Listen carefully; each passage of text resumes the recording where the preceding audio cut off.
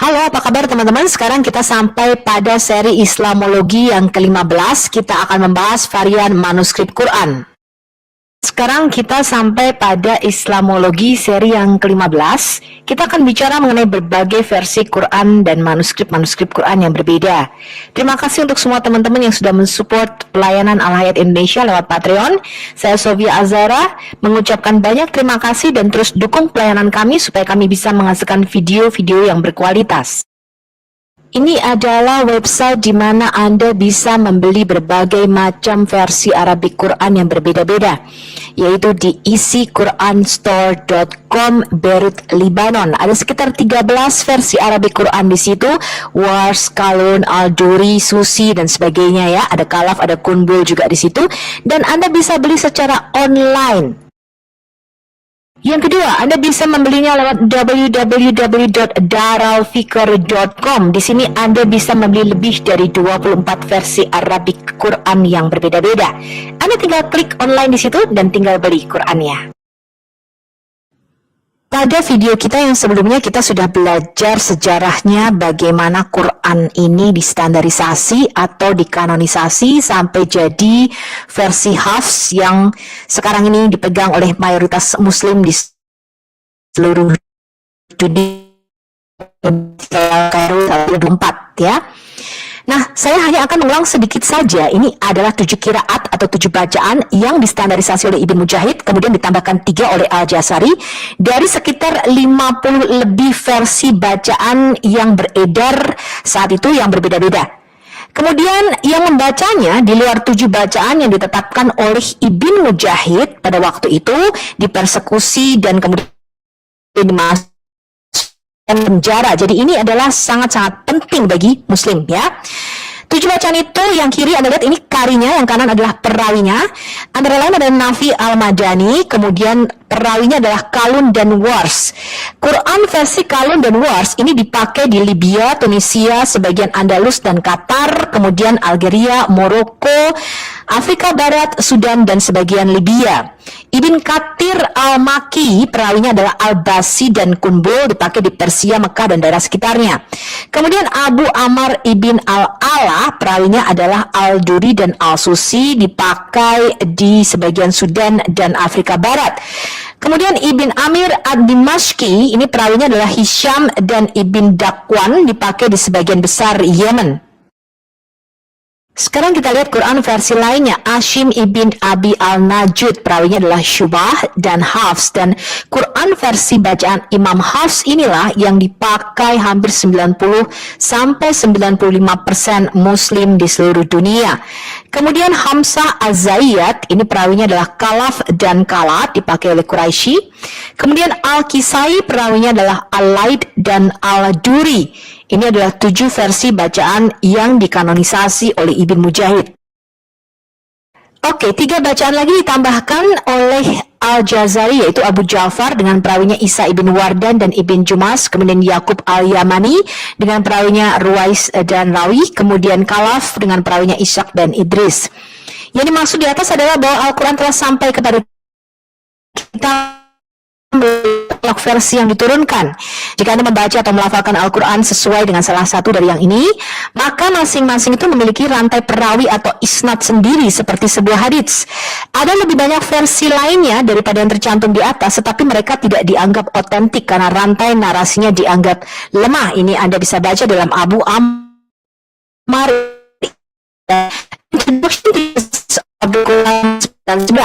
dan total sekarang kita sudah menemukan lebih dari 37 versi Arabic Quran yang berbeda-beda dengan 93.263 lebih perbedaan. Dari sekitar 10 bacaan yang sudah distandarisasi tadi, ternyata masih berkembang lagi menjadi 30 lebih versi bacaan yang berbeda-beda. Pada waktu tahun 1920-an, Universitas Al-Azhar di Kairo, Mesir menjadi pusat pendidikan Islam pada waktu itu. Sehingga mahasiswa dari seluruh dunia datang ke sana untuk belajar tentang Islam. Dan mereka membawa Quran versi qiraatnya masing-masing. Yang dipilih menjadi standar qiraat pada waktu itu adalah versi Imam Hafs pada tahun 1924. Hafs ini adalah seorang santri atau perawi yang meninggal pada tahun 796 Masehi. Dia tinggal di Kufah. Selanjutnya, Hafs bahkan bukan salah satu dari qari atau pembaca, juga tidak hidup bersama Nabi Muhammad atau pada masa Utsman.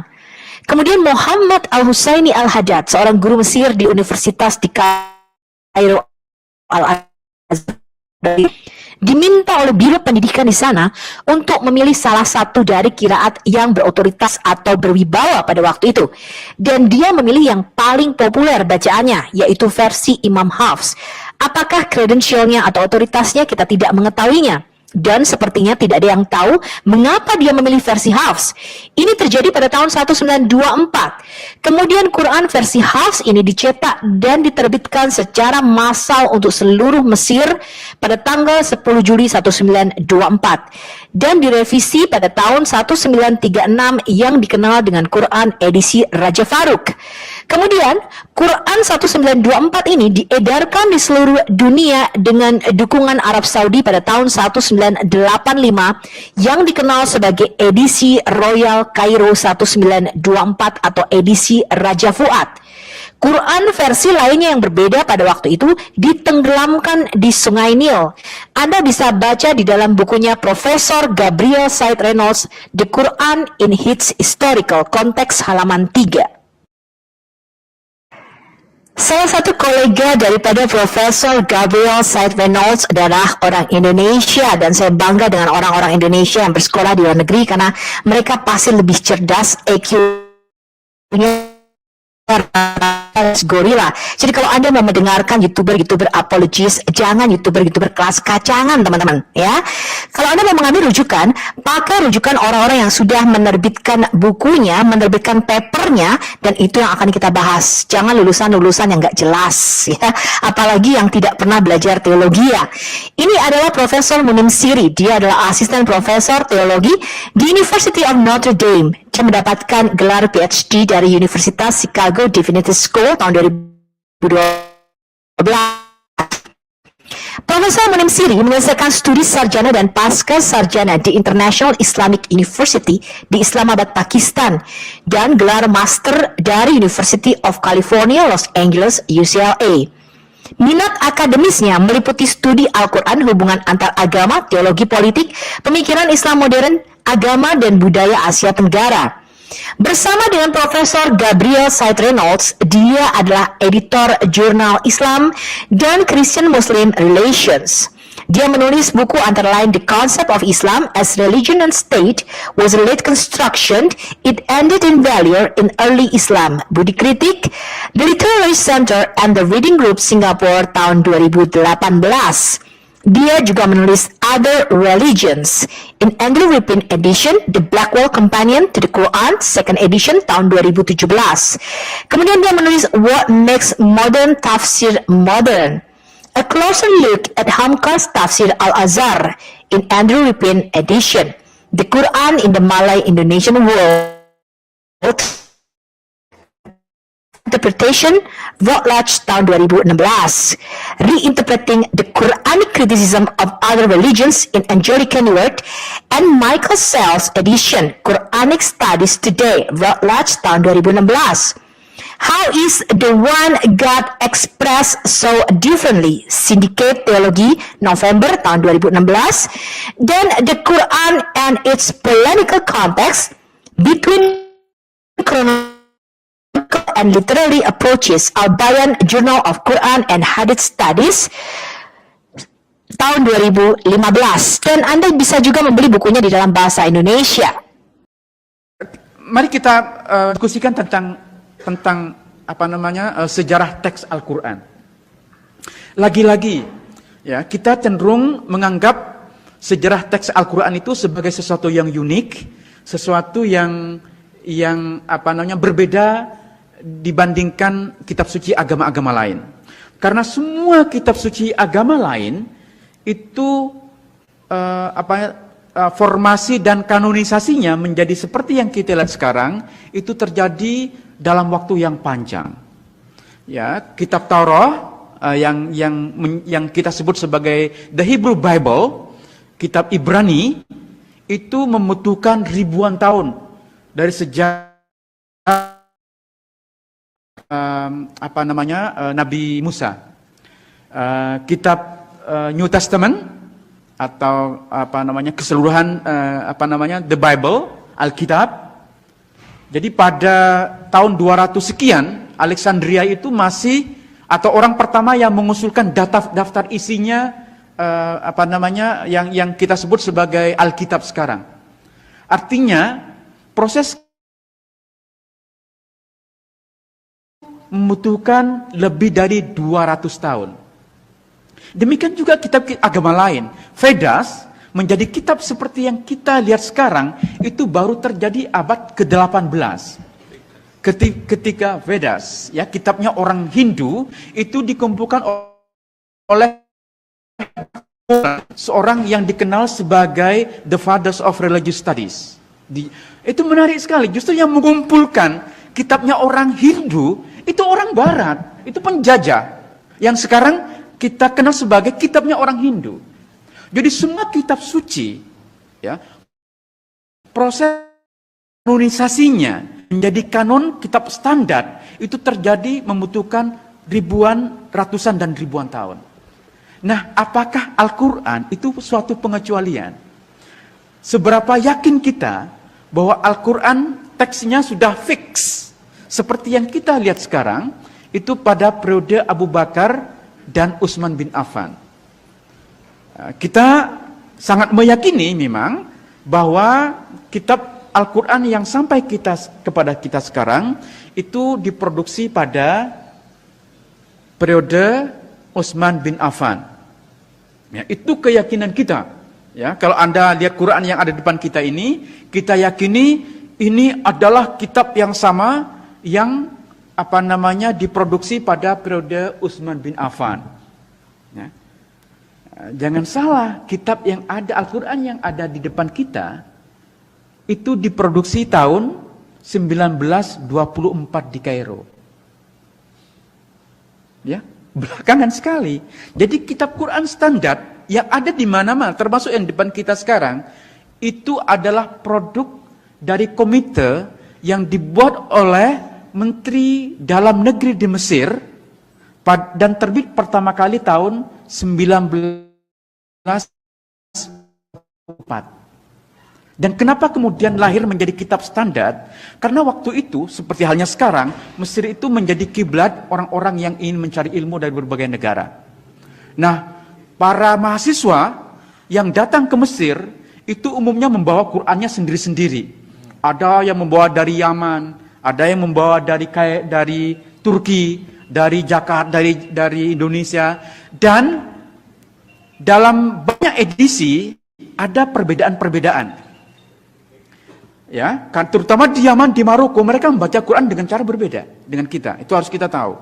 Ya, dan kita juga tahu bahwa minimal ada 7 bacaan Quran yang dibenarkan. Jadi ketika Al-Quran versi tertentu yang diterbitkan oleh satu negara berbeda, bukan salah. Karena mereka menuliskan itu sesuai dengan bacaan yang mereka ikuti. Bacaan yang umumnya diikuti oleh kita di Indonesia, itu bacaan Asim. Ya. Nah, di negara-negara lain mereka menggunakan bacaan yang berbeda. Nah, ini bagi pemerintah Mesir dikhawatirkan akan membingungkan. Ketika mahasiswa dari berbagai negara itu membawa versi yang berbeda-beda. Maka kemudian dibentuklah satu komite untuk menyatukan versi Al-Quran. Setelah melalui berbagai perdebatan, karena banyak yang tidak setuju, termasuk juga untuk mencetak Al-Quran, karena khawatir bahannya najis katanya. Apalagi mesinnya dibuat oleh orang kafir. Jadi banyak yang tidak setuju bahwa Al-Quran itu akan dicetak. Tetapi walaupun ada banyak penolakan, komite yang dibentuk oleh Kementerian Dalam Negeri di Mesir berhasil menerbitkan pertama kali tahun 1924. Karena sokongan rial Saudi Arabia yang luar biasa, maka kemudian dengan sponsor uang Saudi, Al-Quran yang diterbitkan tahun 24 itulah yang kemudian disebar ke seluruh dunia, termasuk yang kita miliki di Indonesia sekarang. Jadi Al-Quran standar yang kita miliki itu produk tahun 1924. Ya. Nah, Oke, sudah. Tapi kan bukankah di depannya ditulis Rosem Osmani? Ya. Setiap Quran biasanya dipakai artinya Rosem Osmani. Artinya ini naskah berasal dari Utsman. Itu kan yang kita yakini. Oke, baik. Tapi apakah benar Al-Quran yang kita memang ini sensitif ya? Saya sebenarnya takut ngomong Quran itu. Iya, atau kita skip Qurannya, karena ini kitab suci yang paling sensitif kita omongin. Ntar saya dibilang ini kok mengkritik Al-Quran. Saya tidak mengkritik Al-Qurannya ya. Ini harus Anda pahami. Yang saya persoalkan itu adalah sejarahnya, sejarah teks, pemahaman historis kita tentang bagaimana Al-Quran ini terbentuk. Yang saya ngutip ini katanya orang lahir di barat, ngajar di barat mengkritik Al-Quran. Tidak benar, saya tidak mengkritik Al-Quran. Yang saya persoalkan adalah pemahaman historis kita tentang bagaimana Al-Quran sampai kepada kita sekarang. Itu yang menjadi concern saya. Ya. Jadi seperti halnya kitab-kitab suci agama lain, Al-Quran pun sebenarnya formasinya atau kanonisasinya menjadi kitab yang ada sekarang itu terjadi secara gradual. Dengan merujuk kepada sumber-sumber kita sendiri, kita sebenarnya juga dihadapkan kepada gambaran tentang kanonisasi teks Al-Quran yang tidak sesederhana yang kita bayangkan. Kalau Anda baca kitab Ibnu Abi Daud Al-Sijistani yang berjudul Kitabul Mashahif, ya, bahkan judulnya saja menarik, Kitabul Mashahif. Artinya Mashahif itu jamak dari mushaf. Artinya lebih dari satu mushaf, ada banyak mushaf. Ya. Nah, Al-Sijistani ini bercerita tentang inisiatif dari khalifah kelima dari Bani Umayyah, namanya Abdul Malik bin Marwan. Jadi Abdul Malik bin Marwan, khalifah kelima dari Bani Umayyah, bersama gubernurnya di Irak, bernama Hajjaj bin Yusuf, mereka berdua membentuk satu komite untuk mengedit Al-Quran. Coba bayangkan, proses editing Al-Quran itu masih terjadi pada masa Abdul Malik bin Marwan. Dan di antara anggota komite yang dibentuk oleh Abdul Malik bin Marwan ini, mereka berjumlah 6 orang, itu terjadi perdebatan tentang bagaimana ini dibaca, apa yang perlu dimasukkan, apa yang tidak dimasukkan. Ya memang, ya ini kitab suci kita ya, masa iya Quran diedit gitu. Terus apa bahasa yang lebih sopan kira-kira? Mengedit Al-Quran itu kan berat sekali ya. Saya paham, Anda pasti susah menerima ini ya. Paham Tetapi gini lah, ulama-ulama awal itu masih berdebat tentang apa yang perlu dimasukkan, apa yang dihilangkan, apa yang salah, apa yang benar. Ya. Mereka dulu tuh terbiasa berdebat tentang ini. Kita yang hidup di abad 21 itu lebih picik pikiran kita. Kita lebih tertutup. Ya. Maka Al-Quran ini sekarang menjadi kitab yang tidak mungkin kita otak-atik. Jadi ketika saya pernah nulis di Jotam tentang rekonstruksi surah Al-Kafirun, itu heboh, mengotak-atik Al-Quran. Padahal yang saya lakukan itu penelitian ilmiah. Itu berdasarkan teks-teks kuno Al-Quran yang sekarang ditemukan di berbagai belahan dunia. Jadi yang saya tulis itu berdasarkan kajian yang saintifik, yang didasarkan kepada teks-teks Al-Quran kuno yang kita miliki sekarang. Itu bukan ngebul, itu bukan, ya memang mengotak-atik Al-Quran. Tapi Oke, tadi kita sudah mendengar Profesor Munim Siri berbicara dan bahwa semua data yang saya ajukan di video saya itu valid dan dapat dipertanggungjawabkan secara akademis, ya. Jadi kalau Anda mau belajar, teman-teman jangan melihat YouTuber sampah kacangan, ya. Mereka hanya bisa menista dan menghujat isinya, tidak profesional sama sekali, ya. Nah, sekarang kita mau lihat lagi satu pendapat dari Profesor Sadi Nasser. Jadi Profesor Nasser ini mengajar mata kuliah sastra Arab dan peradaban Islam. Dia orang Arab, bahasa lidahnya adalah bahasa Arab ya. Jabatan sebelumnya adalah sebagai dosen universitas dalam studi Arab klasik di University of Cambridge, UK di Fakultas Studi Asia dan Timur Tengah. Profesor Sadi ini memulai PhD-nya di Universitas Harvard dalam studi Arab dan Islam di bawah pengawasan Wolfhard Heinrich. Dia menyelesaikan PhD-nya pada tahun 2011 ya. Kemudian dari tahun 2009 sampai 2012 dia menjadi lektor senior bahasa Arab dan koordinator program bahasa Arab di Universitas Yale. Pada tahun 2013, dia diangkat sebagai dosen universitas dalam studi bahasa Arab klasik di University of Cambridge, UK. Minat penelitian Profesor Nasser ini adalah studi Al-Quran secara umum dengan fokus khusus pada sejarah transmisi teks, bahasanya, dan penerimaannya di kalangan komunitas muslim awal. Kemudian dia meneliti puisi Islam, masa-masa pra-Islam dan pada awal-awal perkembangan Islam, sastra akbar dan transmisi hadits juga merupakan salah satu minat penelitian Profesor Nasser. Nanti kita akan bahas secara khusus mengenai pengaruh puisi Arab klasik di dalam Quran. Jadi kalau Anda dialog dengan muslim teman-teman, mereka selalu mengatakan bahwa Quran yang diterjemahkan dalam bahasa Inggris, kemudian bahasa Indonesia, itu bukan Quran. Kenapa teman-teman? Karena Quran itu berupa sajak-sajak atau puisi-puisi, ya seperti pantun. Huruf akhirannya tuh biasanya sama teman-teman. Makanya begitu diterjemahkan itu Anda akan kehilangan rasa bahasanya. Ya, jadi sama seperti puisi dalam bahasa Indonesia teman-teman. 2-3 pulau terlampaui, dari kumpulannya aku terbuang. Begitu Anda terjemahkan di dalam bahasa Inggris, Anda itu akan kehilangan esensinya.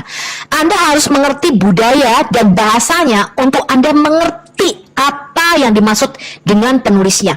Karena Quran ini merupakan puisi atau sajak-sajak teman-teman. Beda dengan Alkitab kita. Kalau Alkitab itu berupa narasi. Kalau Anda terjemahkan itu dibaca gampang. Tapi kalau puisi itu nggak bisa terjemahkan, ya.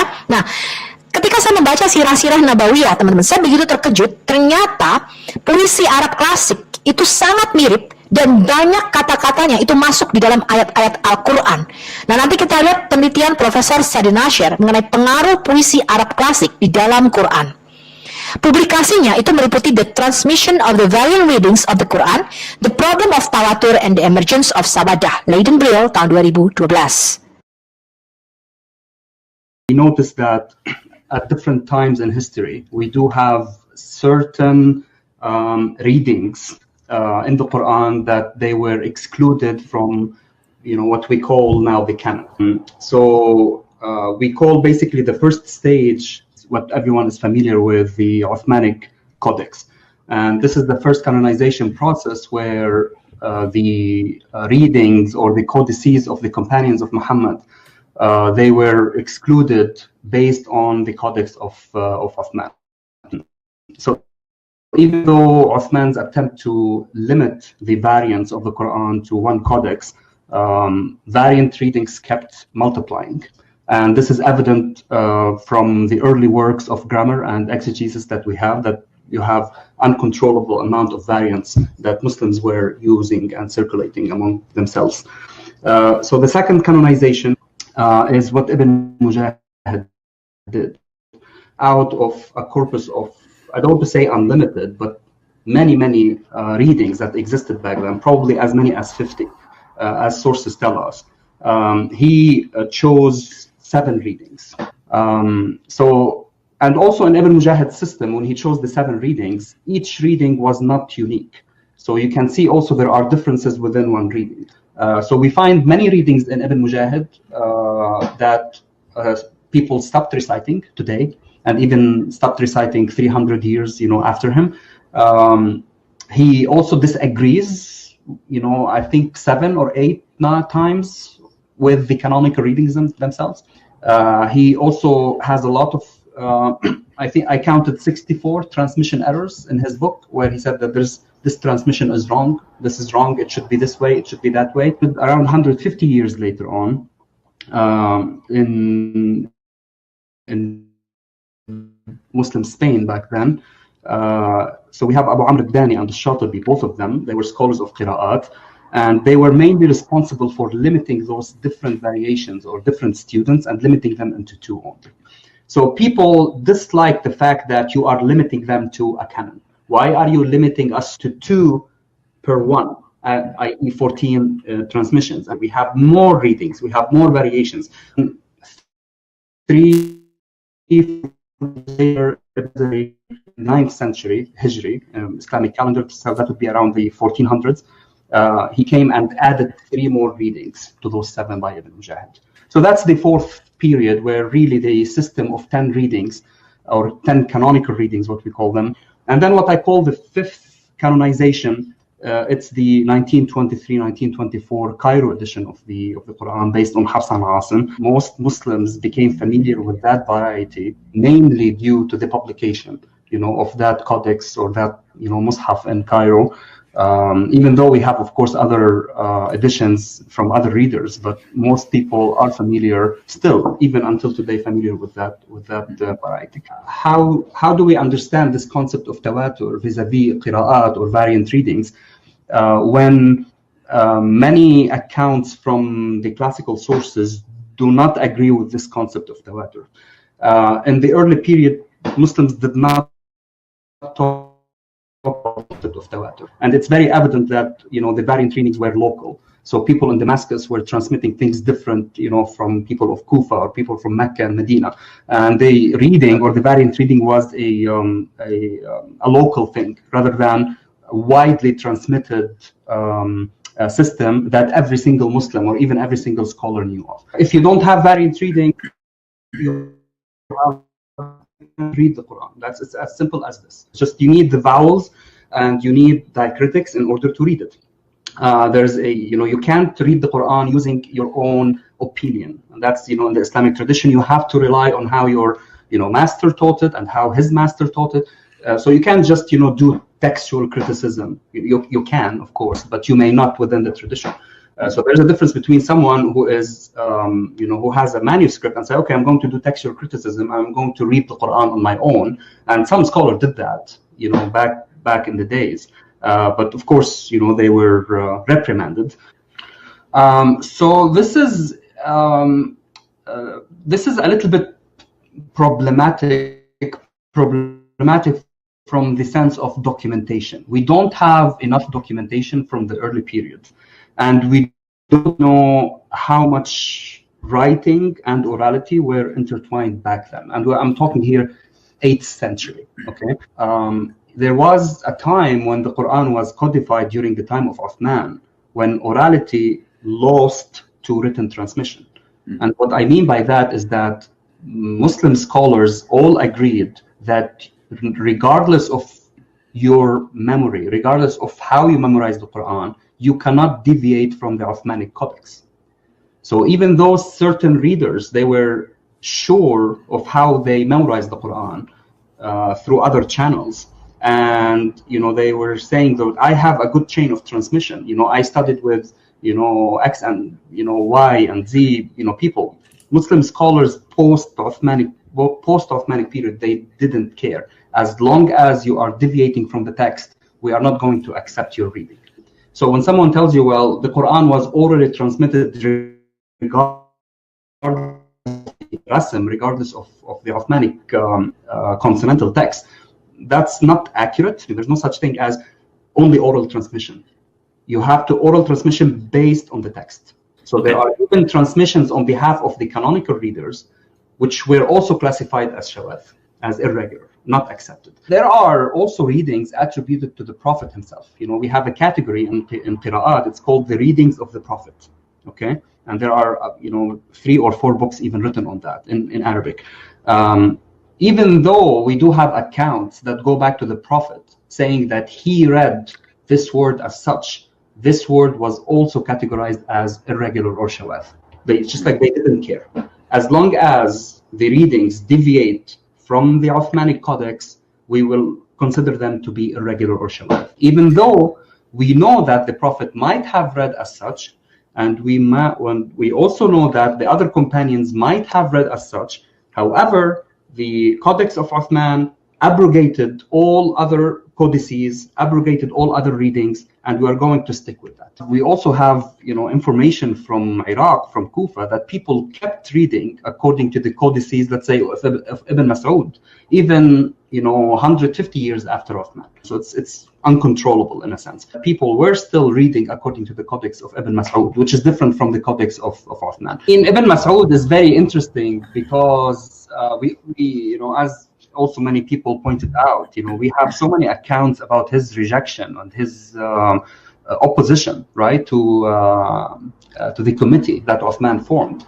And he was saying, I'm one of those senior companions of the Prophet. He was criticizing Zayd bin Thabit, the head of the committee. You were a little kid playing with the other kids, and your forelock was dangling from your head while I was taking the Quran fresh from the mouth of the Prophet. We always have to remember system readings or eponymous readings are very, very attached to geography, even until today. If you talk to people, in Morocco, they are very proud of their Welsh reading. You have people in Africa, people are attached locally to their reading. And this was the case also back then. People in Kufa, they were, groupies in a sense. It was the group of Ibn Mas'ud. And they did not want to abandon the reading of Ibn Mas'ud for political reasons. There's a lot of politics happening back then. And we do have, actually, there's an interesting account which you don't find in other accounts. There's some kind of tension between Zayd bin Thabit and Ibn Mas'ud. And actually, Ibn al-Arabi, not Ibn Khaldun, the jurist. He said that people claimed that Uthman and sent someone to beat Ibn Mas'ud. It even reached the stage of beating him and breaking some of his rib bones because of his opposition to to the Codex of Uthman. Unfortunately, we don't have manuscripts from that period, but it is very interesting. This paradox is that the Quran is transmitted via tawatur. We have different ways of reading it. How did these eponymous readings or system readings, how were they transmitted? Were they also transmitted via tawatur?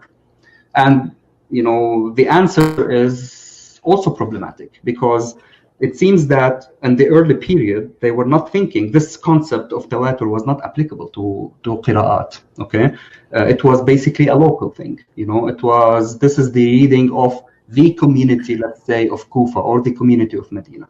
Later on, what we call the usulis, the scholars of usul al-fiqh, principles of jurisprudence, they came up with this principle of tawatur. However, other scholars also, they oppose this notion because the criteria of tawatur doesn't apply to these. And this is why, let's say 5th century, 6th century, that would be 11th century, 12th century, there were scholars who were calling for this criteria of tawatur, because you do want the Quran to be mutawatir. If the Quran is not mutawatir, that's a big problem. It is the main source, it is the principal book of Islam. And if the variant readings, the way you access this text, are not mutawatira, then you do have a theological problem. And that's the paradox here. And this is why scholars were back and forth. Even by the time of Ibn al-Jazari, he died 833, so that would be 15th century. In his early life, he was fighting for this concept of tawatur. He said, well, all the qira'at are mutawatira. But then, later on, he did change his mind. Especially in the past, I would say 200 years, there isn't a single book of introduction to Quranic sciences except that they say, well, the variant readings are transmitted via tawatur. They picked up that word. However, where's the footnote? We go to the sources and we see that that's not the case. Can you really prove, the tawatur of qira'at at every single stage back to the Prophet? Was this the case 500 years ago or 600 years ago? And when we see things change over time, we start asking questions. Well, the way we have qira'at now are different from the way people were reciting. And unfortunately, we don't have much documentation from that period to give an answer or an opinion based on facts. But based on these few accounts of why Uthman did this, and actually at every single stage of what I'm calling canonization, the reason why you want to standardize is because you have differences. You don't just come and then you want to standardize something if it's already standardized. You can't afford to have different versions of the Quran available among the Muslim community. Okay, so the whole, they were, I don't want to say obsessed, but this was always something that Muslims were thinking about, that we need to have a standard version. We can't afford having variations. Is to try to get rid of variations and gather all Muslims, on one codex. There are many problematic issues about, the collection, especially the committee that he put. So besides Zayd bin Thabit, or the other 3 members in the committee, the 3 of them, they were 9 to 10 years old when the Prophet died, so they were not really senior companions of him. And 3 of them, they were husbands for 3 of Uthman's daughters. So again, you see how politics here is, very intertwined with, with the decision of who Uthman chose in the committee to standardize the text. So again, politics is very important. People shouldn't dismiss politics and the decision of the state to standardize a text. This happened with Uthman. This happened with Ibn Mujahid. He was the chief, reader in Baghdad, and people who opposed him, like Ibn Shanabud and Ibn Miqsam, they were tried, tortured, persecuted, according to sources, imprisoned.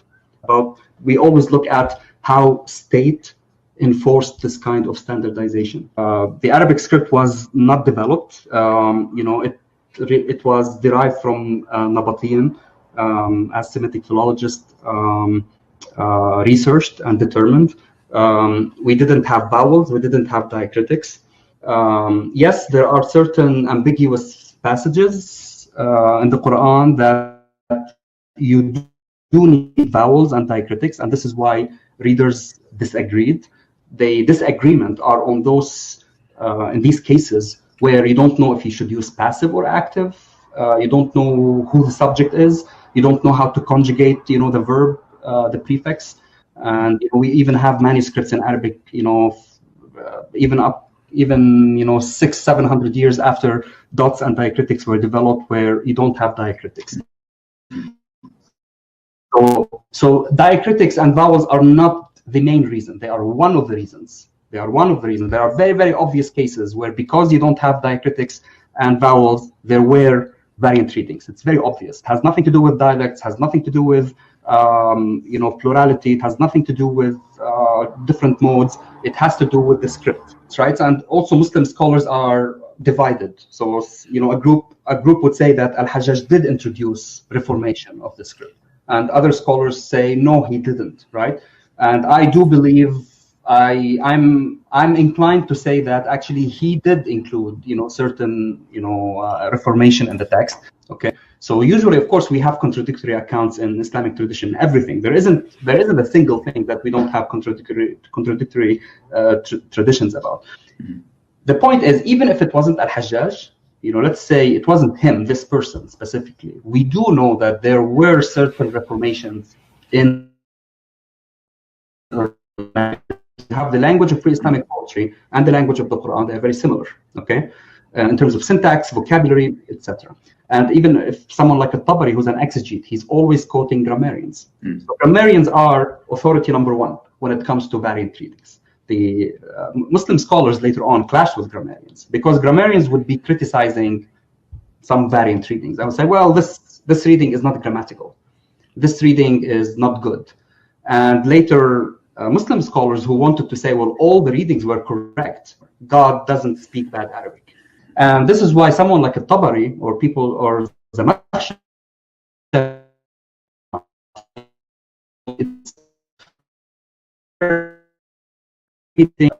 this is Arabs never happened.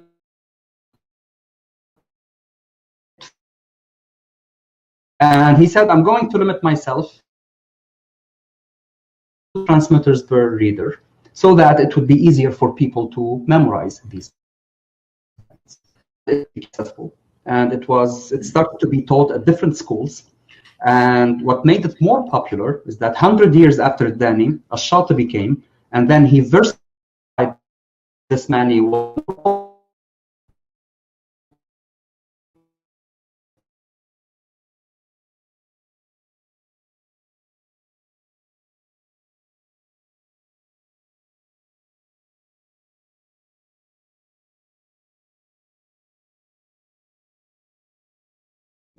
Heard of Muslim scholars who spent years and years trying to understand what the ahruf are, and no one knows.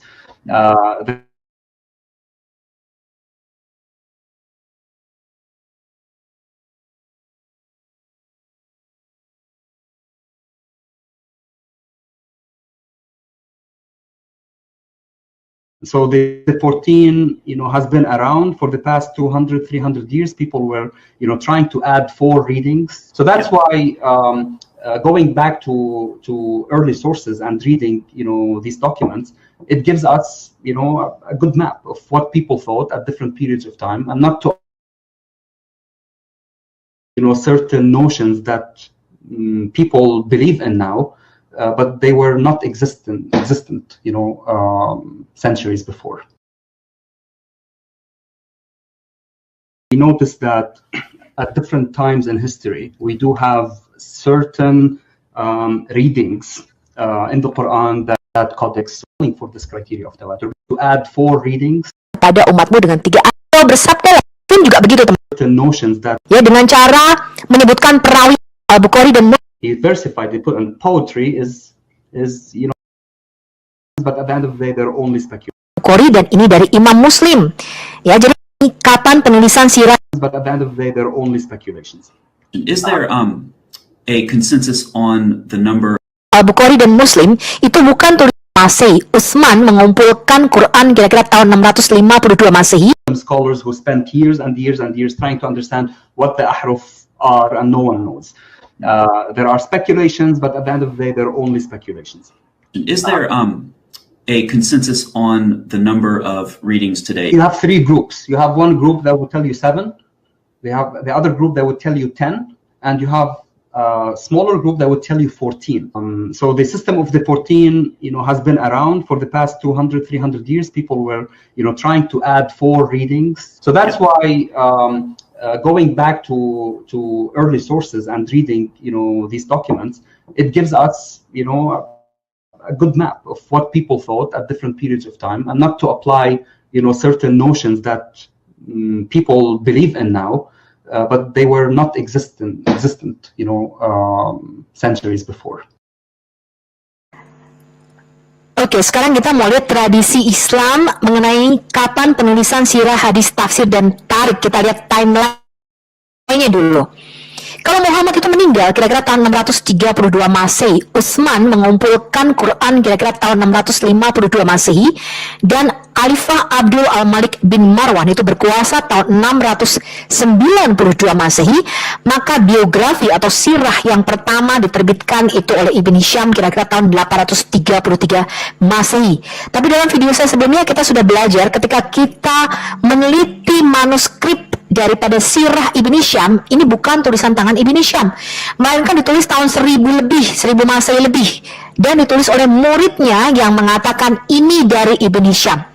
Begitu juga dengan hadis yang paling sahih Al-Bukhari dan Muslim, itu bukan tulisan tangan Imam Al-Bukhari dan Imam Muslim, melainkan dari muridnya yang mengatakan ini dari Imam Bukhari dan ini dari Imam Muslim. Ya, jadi kalau kita lihat kira-kira tahun Al-Bukhari, ya, dan tafsir dan tarik itu pertama kali ditulis Al-Tabari tahun 923 Masehi. Jadi saksi-saksi mata sudah mati semua. Ya, kalau kita lihat di sini ratusan tahun, hampir 300 tahun setelah Muhammad mati, tidak ada saksi matanya, mereka menuliskan apa yang dikatakan dan apa yang dilakukan oleh Muhammad, teman-teman. Ini berbeda dengan tulisan Alkitab Perjanjian Baru. Matius sampai Wahyu itu tidak ditulis ya dengan cara menyebutkan perawi atau isnadnya. Ya, Matius misalnya, dia tidak menulis ini diceritakan dari ini, dari bapaknya dari kakeknya dari sini dari Yesus. Tidak seperti itu, teman-teman. Karena Matius adalah saksi mata. Dia menulis apa yang dia lihat, Ya, dia duduk makan semeja dengan Yesus, itu yang dia tulis, kemudian ditransmisikan, disalin terus-menerus oleh gereja-gereja mula-mula pada waktu itu. Begitu juga dengan Rasul Yohanes. Dia tidak menulis ini, ditulis dari ini, diceritakan dari ini, dari bapaknya, dari Yesus, nggak begitu ya teman-teman ya. Tapi Rasul Yohanes menulis apa yang kami dengar sejak semula, kami lihat dengan mata kami, dan kami raba dengan tangan kami tentang firman hidup. Itulah yang kami tuliskan kepadamu, kamilah saksi-saksi mata.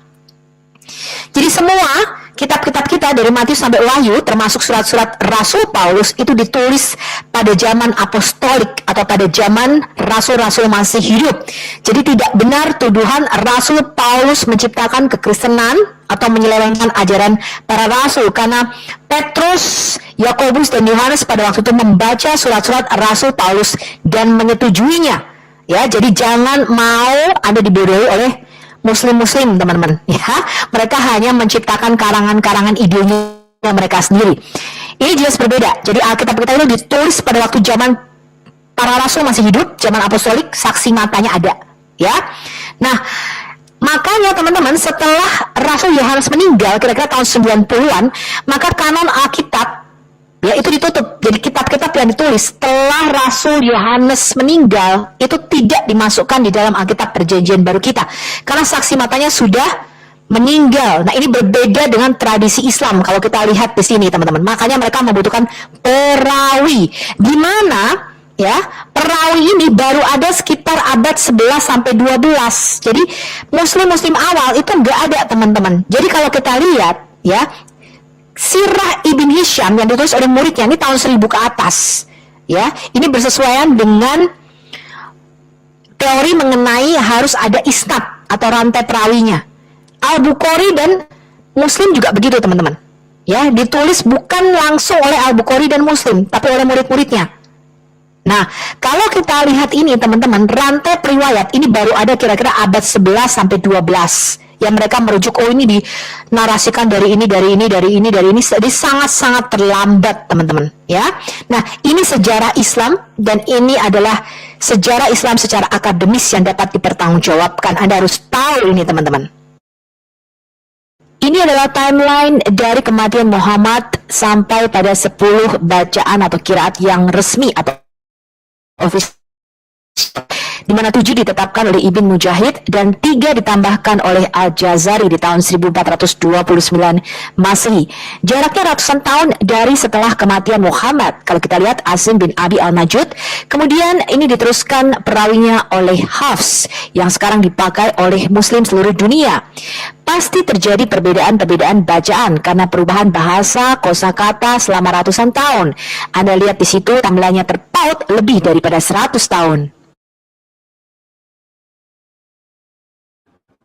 Kalau pada zaman Utsman, pada zaman Al-Hajjaj, dan pada tahun 1924 di Kairo, umat muslim sampai sekarang berusaha menyatukan bacaan Quran yang berbeda-beda.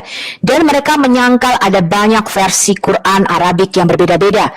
Mereka mengatakan hanya ada satu Quran di seluruh dunia, sama, sampai titik koma suaranya pun tidak berubah, dan dihafalkan oleh kami jutaan muslim di seluruh dunia. Tetapi tidaklah demikian. Dalam video kita yang sebelumnya, kita sudah belajar bahwa menurut Nabi Muhammad sendiri, Quran diturunkan dalam 7 aruf atau 7 qiraat versi bacaan yang berbeda-beda. Sekarang kita lihat, ini adalah hadis Sahih Al-Bukhari nomor 4653, Kitab Keutamaan Al-Quran. Kita baca lagi ya.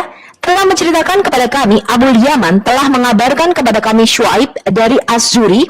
Dia berkata, telah mengabarkan kepadaku Urwah bin Subair dari hadis Al-Miswar bin Maksamah dan Abdurrahman bin Abdul Al-Qari bahwa keduanya mendengar Umar bin Al-Khattab berkata, pada masa Rasulullah Shallallahu Alaihi Wasallam, aku pernah mendengar Hisham bin Hakim bin Hisham membacakan surah Al-Furqan, maka aku pun mendengarkan bacaannya dengan seksama. Dan ternyata ia membacanya dengan huruf atau ahruf yang begitu banyak, yang Rasulullah Shallallahu Alaihi Wasallam sendiri belum pernah membacakan bacaan seperti itu kepadaku. Maka aku pun ingin segera menyergapnya di dalam sholat. Namun aku menunggunya hingga selesai salam dan langsung melinting lengan bajunya seraya berkata, "Siapa yang membacakan surat ini kepada Rasulullah Shallallahu Alaihi Wasallam yang membacakannya kepadaku?" Maka aku katakan kepadanya, ini Umar ya berkata kepada Hisham, "Kamu telah berdusta. Demi Allah, sesungguhnya Rasulullah Shallallahu Alaihi Wasallam telah membacakan surat yang telah aku dengar ini darimu kepadaku." Maka aku pun segera membawanya menghadap Rasulullah Shallallahu Alaihi Wasallam. Aku berkata, "Wahai Rasulullah Shallallahu Alaihi Wasallam, aku mendengar orang ini membaca surah Al-Furqan dengan cara baca yang belum pernah kamu ajarkan kepadaku. Dan sungguh kamu telah membacakan surah Al-Furqan kepadaku." Akhirnya Nabi Muhammad berkata, "Wahai Hisham, bacalah surat itu." Maka Hisham pun membacanya dengan bacaan yang telah aku dengar sebelumnya. Lalu Rasulullah Shallallahu Alaihi Wasallam berkata, "Seperti inilah surah itu diturunkan." Kemudian beliau bersabda lagi, "Bacalah wahai Umar." Lalu aku pun membacanya sebagaimana yang telah diajarkan beliau. Kemudian Nabi berkata, "Seperti itu pula lah ia diturunkan." Dan Rasulullah Shallallahu Alaihi Wasallam berkata lagi, "Al-Quran diturunkan dengan sab'atu ahruf atau 7 bacaan. Karena itu bacalah sesuai dengan kemampuan kalian." Jadi ahruf itu bukanlah dialek ya, karena Hisham bin Hakim dan Umar bin Khattab ini merupakan satu suku, yaitu suku Quraisy. Jadi mereka berbicara di dalam dialek Quraisy. Ahruf adalah huruf, jadi razamnya ya yang berbeda. Di dalam video yang sebelumnya ketika kita membahas mengenai sabatu ahruf atau 7 ahruf, itu benar-benar ada kata-kata yang ditambahkan dan ada kata-kata yang dihilangkan sehingga membuat kalimatnya bisa berbeda makna. Nah, seberapa besar perbedaannya nanti akan kita lihat di dalam Quran modern sekarang ini. Kita baca dulu, ini adalah hadis Sunan An-Nasai nomor 930, kitab Iftitah atau kitab pembukaan. Kita lihat, telah mengabarkan kepada kami Muhammad bin Bashar, dia berkata, telah menceritakan kepada kami Muhammad bin Ja'far Gundar, dia berkata, telah menceritakan kepada kami Syubah dari Al-Hakam, dari Mujahid, dari Ibnu Abu Laila, dari Ubay bin Ka'ab, bahwa Rasulullah Shallallahu Alaihi Wasallam berada di kolam milik Bani Gifar. Lalu Jibril alaihissalam datang kepadanya dan berkata, "Allah Azza wa Jalla menyuruhmu membacakan Al-Quran kepada umatmu dengan satu ahruf." Lalu Rasulullah Shallallahu Alaihi Wasallam berkata, "Aku memohon kepada Allah untuk memberi keselamatan dan ampunannya. Sesungguhnya umatku tidak akan mampu melakukan hal itu." Kemudian Jibril pergi nih dan datang lagi untuk kedua kalinya dan berkata, "Allah Azza wa Jalla menyuruhmu membacakan Al-Quran kepada umatmu dengan 2 ahruf." Lalu Rasulullah Shallallahu Alaihi Wasallam berkata, "Aku memohon kepada Allah untuk memberi keselamatan dan ampunannya. Sesungguhnya umatku tidak akan mampu melakukan hal itu." Kemudian malaikat Jibril datang lagi untuk ketiga kalinya dan berkata, "Allah Azza wa Jalla menyuruhmu membacakan Al-Quran kepada umatmu dengan 3 ahruf." Lalu Rasulullah Shallallahu Alaihi Wasallam berkata, "Aku memohon kepada Allah untuk memberi keselamatan dan ampunannya. Sesungguhnya umatku tidak akan mampu melakukan hal itu." Kemudian malaikat Jibril datang lagi untuk keempat kalinya. Jadi ini bolak-balik datang ya. Dan berkata, "Allah Azza wa Jalla menyuruhmu membacakan Al-Quran kepada umatmu dengan 7 ahruf." Jadi jika mereka membaca Al-Quran dengan ahruf mana saja dari 7 ahruf yang ada, dia benar. Abu Abdurrahman berkata, hadis ini diselisihi oleh Al-Hakam dan Masyur bin Al-Mutamir, dia telah meriwayatkan dari Mujahid dari Ubaid bin Amir secara mursal. Jadi ada banyak hadis yang mengatakan bahwa Muhammad menerima perintah membacakan di dalam 7 ahruf. Tetapi hadis ini dia katakan setelah ada perbedaan dan perselisihan bacaan di antara para sahabat-sahabatnya. Jadi orang-orang datang kepadanya, kemudian mereka bertengkar mengenai bacaan mana yang benar, karena ini dari Allah katanya. Kemudian Muhammad mengatakan kamu benar, kamu juga benar. Udah jangan bertengkar katanya, ya.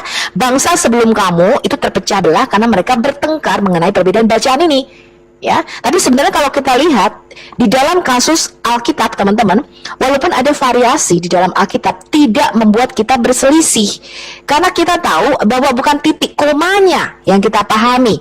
Karena bagi kita, firman itu bukan kitab yang diturunkan. Ini beda dengan Islam. Nanti ketika kita meneliti Quran lebih dalam lagi, meneliti Islam lebih dalam lagi, di dalam teologi Islam mereka mengatakan kitab ini diturunkan dari langit. Itu tidak pernah terjadi di dalam teologi Yahudi dan teologi Kristen, teman-teman. Bagi kita, iman kita itu tidak tergantung pada kitab, tetapi pada sang firman hidup yang tidak pernah berubah dan kekal, yaitu siapa? Yesus Kristus Tuhan kita. Nah, nanti kita akan menyelidiki lebih dalam lagi, dan Anda bisa pikirkan sendiri dengan cerdas, apakah perkataan ini masuk akal atau tidak. Sekarang kita baca hadis Sahih Al-Bukhari nomor 4653, Kitab Keutamaan Al-Quran. Telah menceritakan kepada kami Said bin Ufair, dia berkata, telah menceritakan kepadaku Al-Laits, dia berkata, telah menceritakan kepadaku Ukail dari Ibnu Syihab, dia berkata, telah menceritakan kepadaku Ubaidillah bahwa Abdullah bin Abbas telah menceritakan kepadanya bahwa Rasulullah Shallallahu Alaihi Wasallam berkata, Jibril telah membacakan kepadaku dengan satu aruf, maka aku pun kembali kepadanya untuk meminta agar ditambahkan. Begitu berulang-ulang hingga berakhirlah dengan sabatu aruf atau 7 aruf yang berbeda-beda. Nah, sekarang kita lihat nih. Ubay bin Ka'b menyatakan dia mendengar 2 orang lainnya melafalkan Quran berbeda dari yang dia dengarkan dari Nabi. Maka Ubay bin Ka'b kemudian menanyakan kepada Nabi Muhammad, mana nih yang benar? Nabi Muhammad berkata kedua-duanya benar. Ini ada dalam video saya yang sebelumnya, ya, Anda bisa baca dalam 7 aruf, ya. Ubay mengatakan tidak mungkin semuanya benar. Kemudian Ubay bin Ka'b berkata, keraguan masuk ke dalam hatiku seperti yang belum pernah aku alami zaman jahil. Keraguanku, dia memukul dadaku dengan keras sampai aku sakit berkeringat dan seakan-akan aku takut melihat Allah. Kemudian Muhammad berkata, oh Ubay, pesan datang kepadaku untuk membacanya dalam 1 aruf, tetapi aku meminta Allah untuk mempermudahnya bagi umatku. Lalu datanglah pesan kedua untuk melafalkan dalam 2 aruf, tapi aku meminta hal yang sama sampai akhirnya 7 aruf. Ini adalah hadits sahih Ubay bin Ka'b tentang aruf dan qiraat. Ahruf itu artinya huruf, bukan dialek. Jadi perbedaannya bukan di dialek, tetapi di razamnya atau di huruf matinya. Pada zaman Muhammad itu hanya ada 17 huruf mati yang dipakai atau 17 konsonan. Pada video kita yang sebelumnya, ketika kita meneliti perbedaan-perbedaan Quran dan sabatu ahruf ini, teman-teman, memang ada kata-kata yang dihilangkan dan ada kata-kata yang ditambahkan sehingga konteks kalimatnya itu menjadi berbeda. Ya, jadi bacaannya berbeda, otomatis ada banyak versi Quran yang berbeda. Nah, kalau kita bicara dialek, Muhammad ini suku Quraisy, jadi pasti dialeknya Quraisy. Seperti orang Jawa, dialeknya Jawa, nggak mungkin dia bisa dialek suku bangsa lain, teman-teman. Ya, contohnya di Alkitab nih, suku Benyamin itu punya dialek yang khas, teman-teman. Makanya kalau Anda baca di Alkitab, ketika mereka mau melakukan pembantaian kepada suku Benyamin, dia disuruh mengatakan kata tertentu. Ya, dia nggak bisa bilang R, teman-teman. Ya, jadi ketika dia nggak bisa bilang itu, oh ini pasti suku Benyamin ini dibunuh. Karena itu bicara lidah, dialek itu bicara lidah. Seperti misalnya dialek Madura, teman-teman. Nggak mungkin dia bisa jadi dialek Jawa, dialek Sunda, beda lagi, teman-teman. Karena itu bicara lidah yang sudah ada sejak lahir. Teman saya orang Jawa Timur, ketika dia bicara bahasa Inggris pakai dialek Jawa Timur, teman-teman. Bahkan teman saya orang Bali nggak lulus sekolah bahasa Prancis karena dialeknya Bali. Ya, makanya ada Singlish ya teman-teman ya. Orang Singapura kalau ngomong Inggris itu pakai dialeknya dialek Singapura. Jadi adanya Singlish campuran. Nah, dialek inilah yang disatukan oleh Utsman bin Affan ketika dia memerintahkan Said bin Thabit untuk menyatukan semua bacaan Quran. Jadi versi-versi Quran yang ada sekarang ini, perbedaannya itu tidak merujuk kepada sabatu ahruf pada zaman Muhammad.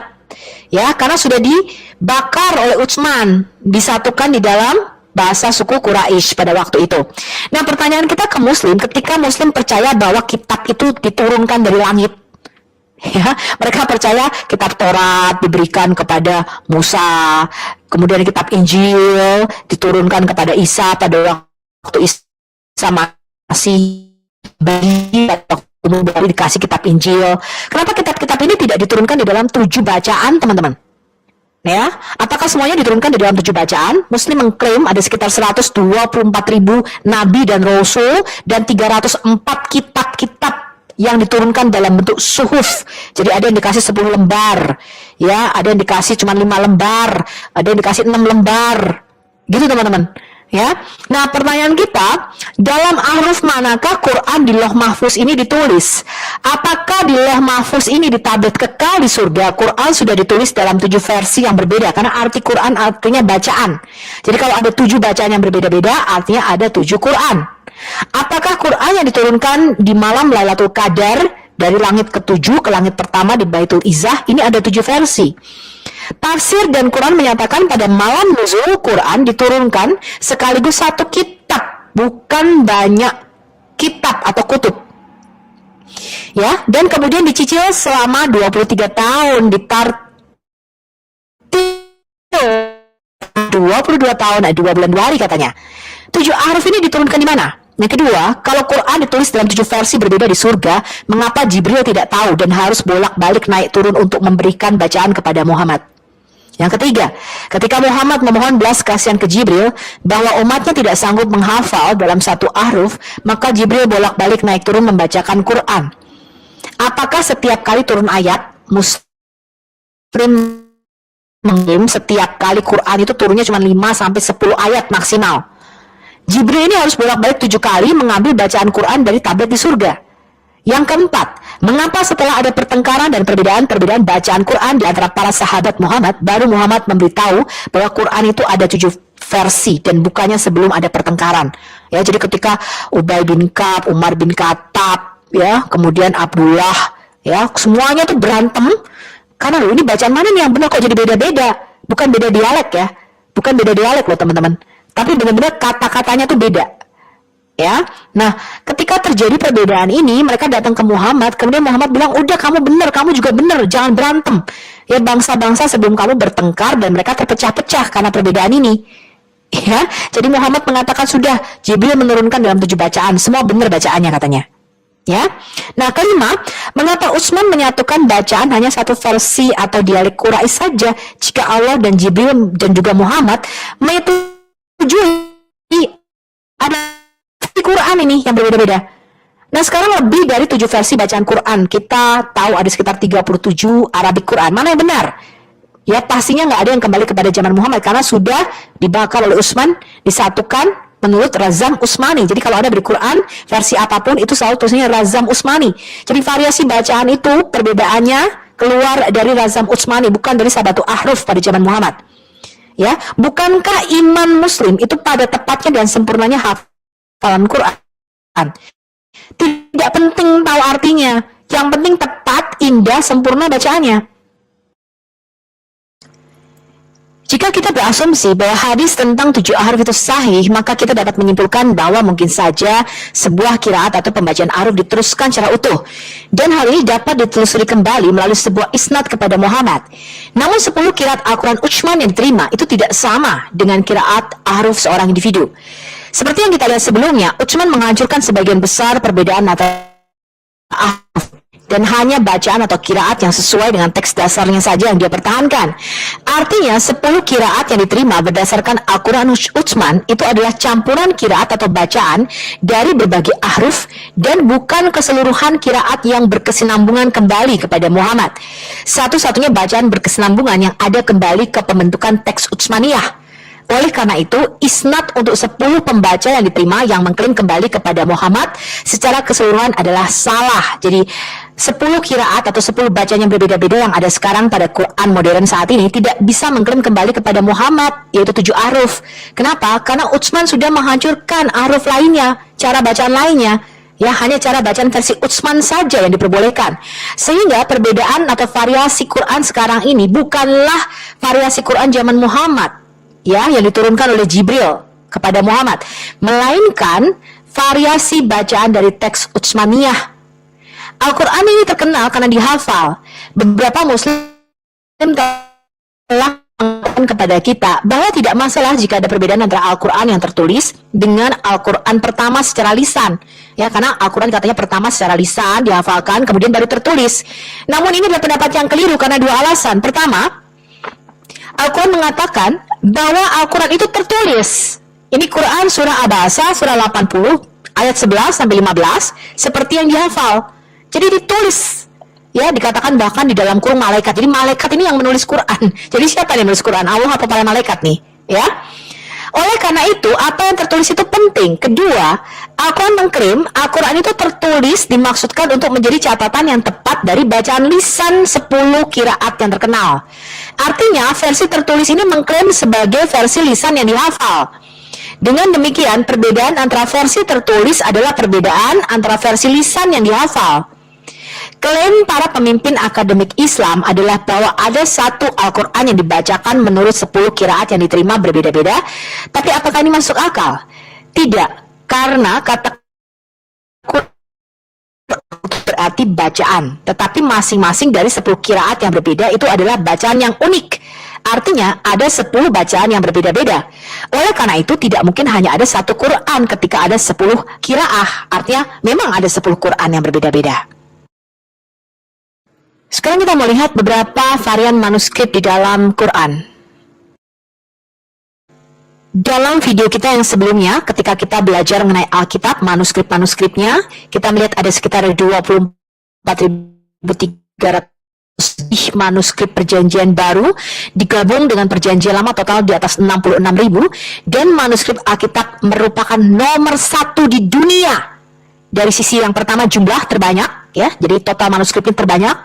Yang kedua terakurat penyalinannya, 95% akurasinya, hanya 5% variasinya. Nah, Quran bagaimana manuskripnya teman-teman? 20 besar saja tidak masuk. Juara keduanya adalah Iliad karya Homer. Itu juara kedua dengan 1.800 manuskrip. Itu kalau kita bicara mengenai bibliografi tes, ya, dari Josh McDowell yang sudah saya bahas pada video sebelumnya. Quran nggak lulus teman-teman, 20 besar saja nggak masuk. Dari sisi terbanyak maupun terakuratnya nggak lolos dua-duanya. Ya, nah kita akan menginvestigasi 6 manuskrip yang diklaim sebagai Quran tertua. Yang pertama di Topkapi di Turki, yang kedua Samarkand di Tashkent, Mail Codex yang sekarang disimpan di British Museum, Petropolitanus ini di Prancis, Al-Husaini Codex di Mesir, dan Sana'a Codex di Yemen. Apa pendapat para ahli mengenai 6 manuskrip tertua ini, dan apakah Muslim mempunyai Codex Utsman sekarang ini? Tradisi Muslim mengatakan Codex Utsman itu disalin, kemudian kopiannya dikirim setidaknya ke 4-9 provinsi besar, ke Basra, Baghdad, Damaskus, Yerusalem, Kairo, Alexandria, Aden, Herat, dan Nishapur. Tapi tidak satu pun serpihan fragmen sisa-sisanya atau kodeks utuh yang dapat kita temukan saat ini. Anda lihat di situ peta penyebarannya. Sampai sekitar tahun 2008 sampai 2015, teman-teman, tidak satu pun sarjana-sarjana barat, ya, yang dapat meneliti manuskrip-manuskrip ke-6 tadi, teman-teman.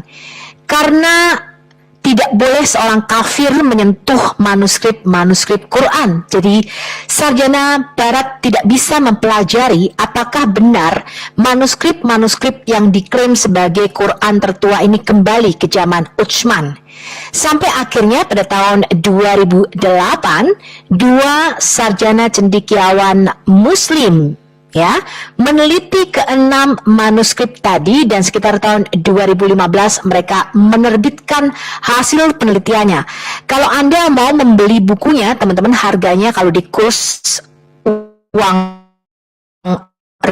sekitar 7 juta, ya, harganya di atas 500 US dollar. Anda bisa beli, teman-teman, itu lengkap, ya.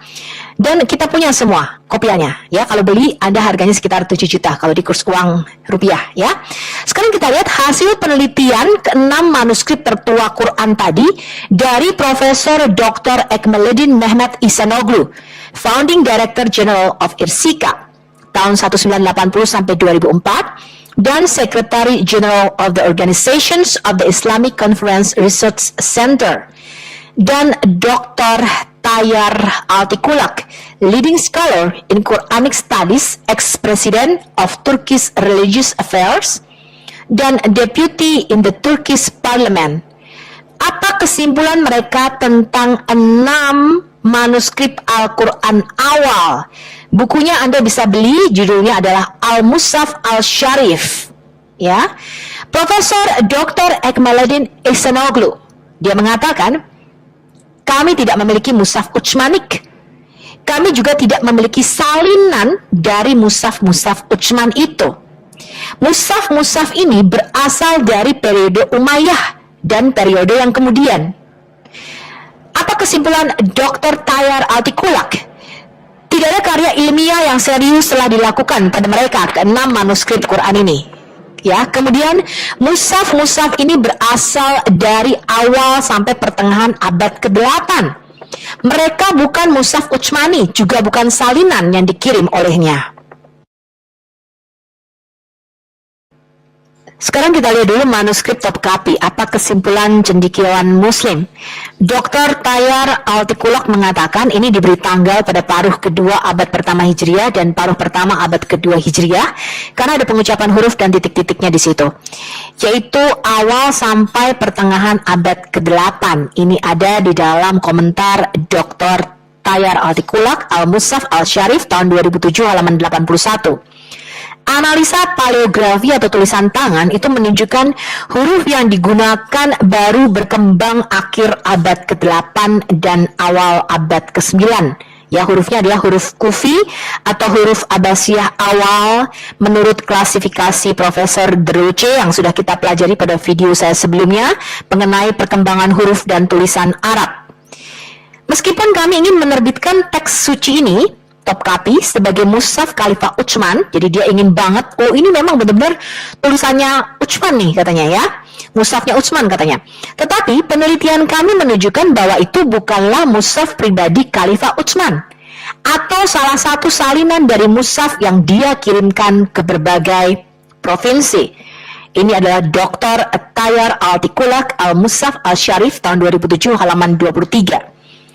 Ada penyimpangan dari aturan tata bahasa, ya, dan kesalahan ejaan di dalam mushaf yang dikaitkan dengan Khalifah Utsman. Ini ada di dalam Dr. Tayyar Altıkulak Al-Mushaf Al-Sharif tahun 2007 halaman 41F. Kemudian dia menyimpulkan ada 2.270 contoh di mana ada perbedaan dari kerangka konsonan razamnya, ya, Fat Mushaf. Ini ada di dalam Dr. Tayyar Altıkulak Al-Mushaf Al-Sharif tahun 2007 halaman 81. Jadi terdapat sekitar 2.270 perbedaan dengan Quran edisi Royal Kairo sekarang. Ya, terdapat perbedaan-perbedaan dengan versi Quran Hafs yang dipegang oleh Muslim sekarang, dan 22% Quran hilang dari mushaf atau manuskrip Topkapi ini. Sekarang kita lihat manuskrip Samarkand. Apa kesimpulan cendekiawan Muslim? Jadi bukunya Profesor Ekmaluddin Ihsanoglu dan Dr. Tayyar Altıkulak ini dalam 2 bahasa, ada yang dalam bahasa Arab, ada yang dalam bahasa Inggris. Silahkan Anda mau pilih yang mana kalau Anda mau beli, ya. Nah, sekarang apa kesimpulan mereka mengenai manuskrip Samarkand di Tashkent yang dibangga-banggakan oleh Muslim? Dr. Tayyar Altıkulak mengatakan Samarkand ini bukan mushaf Utsmani karena berasal dari abad ke-8. Analisa paleografi menunjukkan huruf yang digunakan itu baru berkembang akhir abad ke-8 dan awal abad ke-9. Sama ya, hurufnya adalah huruf Kufi atau menurut Profesor Deroche adalah huruf Abbasiyah awal yang sudah kita bahas pada video sebelumnya. Kemudian ada 6 alasan untuk mendiskreditkan mushaf ini lebih parah nih dibandingkan Topkapi. Pertama, ejaannya tidak disiplin. Kedua, gaya penulisannya berbeda-beda. Naskah-naskah ini ditulis di lokasi yang jauh di wilayah geografis yang luas selama rentang waktu 1300 tahun. Mereka semua ditranskripsikan oleh juru tulis yang berbeda. Ya, jadi ada banyak orang yang menulis mushaf Samarkand ini. Ya, kemudian ada kesalahan penulisan, ada kesalahan penyalinan. Ditulis oleh seseorang yang tidak berpengalaman. Dimensi, jumlah folio, dan garis serta ciri-ciri kodikologis dari naskah-naskah ini berbeda satu sama lain. Dengan tambahan kemudian ada beberapa penyisipan kata-kata Allah di dalam manuskrip ini. Samarkand ini hanya memiliki 43 surah, namun di dalam 43 surah itu satu surah lengkap, surah 6, 24 surah sebagian saja, 18 surah tidak ada. Ya, ini ada di dalam Dr. Tayar Altikulat Al-Mushaf Al-Syarif tahun 2007, halaman 65 dan halaman 71 sampai 72. Dan 66% dari Quran itu hilang dari manuskrip Samarkand ini. Ada ribuan perbedaan antara manuskrip Samarkand dengan Quran edisi Royal Kairo yang sekarang, teman-teman. Saya hanya akan mengambil beberapa saja. Ini contohnya adalah Quran surah 2 ayat 283, ada penyisipan kata Allah di situ. Kemudian Quran surah 2 ayat 284 juga sama. Kemudian Quran surah 3 ayat 78 dan Quran surah 3 ayat 109, ada kata-kata yang ditambahkan dan disisipkan di situ. Ini adalah contoh lainnya, yaitu Quran surah 7 ayat 86 sampai 87. Ya. Kemudian Quran surah 7 ayat 82 juga ada kata-kata yang disisipkan di situ. Kemudian Quran surah 7 ayat 73. Kemudian Quran surah 6 ayat 140 dan Quran surah 6 ayat 141 dan 144. Kalau tadi kita melihat ada banyak sekali penyisipan terutama kata-kata Allah di dalam manuskrip Samarkand, bagaimana dengan manuskrip lainnya? Ma'il Codex dengan kode 2165MS ini disimpan di British Library sekarang ini, ditulis dalam aksara Hijazi. Hanya sampai surah 43 dan tidak komplit dan hanya mencakup 53% daripada Al-Quran. Tertanggal akhir abad ke-8. Ini sesuai dengan klasifikasi dari Dr. Martin Links. Kemudian Al-Husaini Kairo manuskrip sekarang yang ada di Al-Mashdad Al-Husaini Kairo Mesir. Tertanggal abad ke-8 dan bukan manuskrip Kuchman. Kemudian Codex Petropolitanus abad ke-8 juga. Dan ada banyak koreksi di situ. Berbeda 93 tempat dengan Quran Kairo 1924. Ditulis oleh setidaknya 5 orang. Ada penghapusan dan penambahan. Kemudian 74% Quran hilang. Bagaimana dengan manuskrip Sana'a, teman-teman, yang terakhir ditemukan di Yemen? Teks ini merupakan palimpsest, jadi artinya dihapus, kemudian ditimpa, ditulis ulang. Separohnya ambigu, ya, dan tidak terbaca tanpa vokal. Kemudian ada perubahan ortografi yang disesuaikan dengan tradisi sekolah Islam.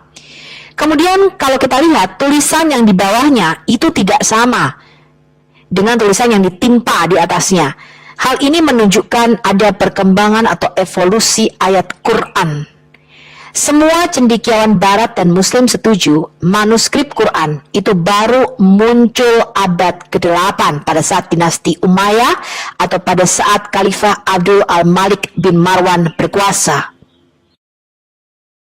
Sekarang kita akan menginvestigasi Islam dan Quran lebih dalam lagi. Ini adalah bukunya Dr. Daniel Alan Brubaker, Corrections in the Early Quran Manuscripts, 20 Examples. Dia memberikan contoh ada penghapusan, ada penyisipan kata-kata di dalam manuskrip-manuskrip awal Quran. Dan dia memberi contoh 20 examples di dalam disertasi bukunya yang diambil dari manuskrip-manuskrip yang disimpan sekarang di Bibliothèque Nationale de France, Paris, yaitu Arabe 327, Arabe 328, Arabe 330, Arabe 331, Arabe 340. Kemudian manuskrip di Masjid Kairo Al-Hussein, yaitu Kairo Al-Mushaf Al-Syarif, contoh ke-16.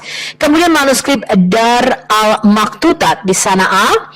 Kemudian manuskrip di Museum of Islamic Art Doha, diambil ada sekitar 4-5 contoh di situ, ya. Dan manuskrip di National Library of Russia St. Petersburg, yaitu Marcel 2, Marcel 5, Marcel 7, Marcel 11, Marcel 13, dan Marcel 21. Kemudian manuskrip di Topkapi Istanbul, diambil dari Al-Mushaf Al-Syarif, yaitu contoh 1, 11, dan 14. Kita lihat hasil penelitiannya. Ini hanyalah salah satu contoh yang ada di manuskrip Topkapi, yaitu volume 408 yang ditulis di atas velum. Velum itu artinya di atas kulit sapi, ya. Manuskrip ini sering dikatakan sebagai salinan manuskrip Utsman, tapi hasil penelitian Profesor Ekmeleddin Mehmet Ihsanoglu dan Dr. Tayyar Altıkulak menunjukkan bahwa ini abad ke-8 dan bukan merupakan manuskrip Utsman. Profesor Ekmeleddin Mehmet Ihsanoglu mengatakan, lihat dari iluminasi manuskrip Topkapi, mushaf ini bukan ditulis zaman Utsman ataupun merupakan salinan dari manuskrip Utsman. Karena zaman Utsman tidak ada iluminasi ini, dan beberapa karakteristik ortografi manuskrip ini menunjukkan bukan zaman Utsman, tetapi kemungkinan merupakan periode dari Bani Umayyah. Ada 25 penambahan kata-kata yang disisipkan yang disesuaikan dengan standar Razam sekarang, yang jelas sekali merupakan penambahan atau penyisipan. Anda lihat contohnya di situ. Ini adalah salah satu contoh dari ayat yang ditambahkan di Quran edisi 1924 yang sekarang. Anda lihat di situ ada kata-kata yang dimasukkan dan ditambahkan. Dikatakan gaya penulisan berbeda menunjukkan ada beberapa penulis yang mengkoreksi manuskrip ini. Ini adalah contohnya di mana Quran edisi Royal Cairo 1952 menyisipkan kata-kata tambahan dan mengoreksi edisi Quran 1924 yaitu edisi versi Hafs. Ini adalah contoh ayat-ayat yang dihapus kemudian ditimpa ditulis ulang, ya. Ini adalah manuskrip yang disimpan di Bibliothèque Nationale Paris. Ini adalah Arabe 328B folio 58V, bagian dari Codex Parisino Petropolitanus yang mencakup Arabe 328A dan 328B, juga folio lainnya yang disimpan di National Library Rusia St. Petersburg, di Vatican Library, dan koleksi Nasser de Khalili di Islamic Art di London. Codex Parisino Petropolitanus ini merupakan palimpsest, artinya dia dihapus dan ditimpa ditulis ulang.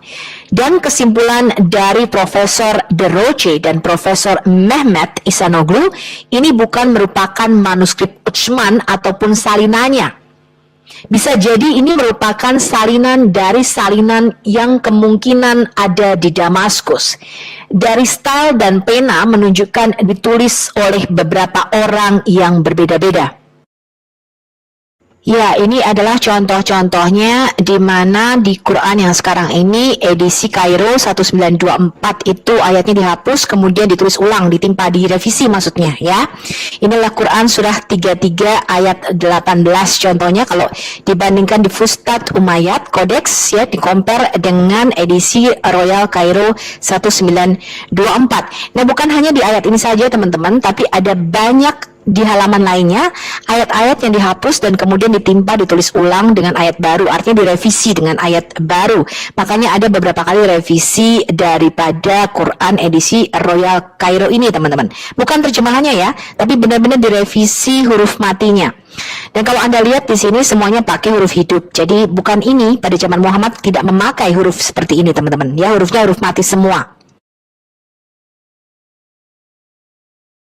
Nah, ini adalah contoh di mana ditambahkan atau disisipkan kata Allah di dalam Quran surah 33 ayat 24 dan Quran surah 33 ayat 73, teman-teman.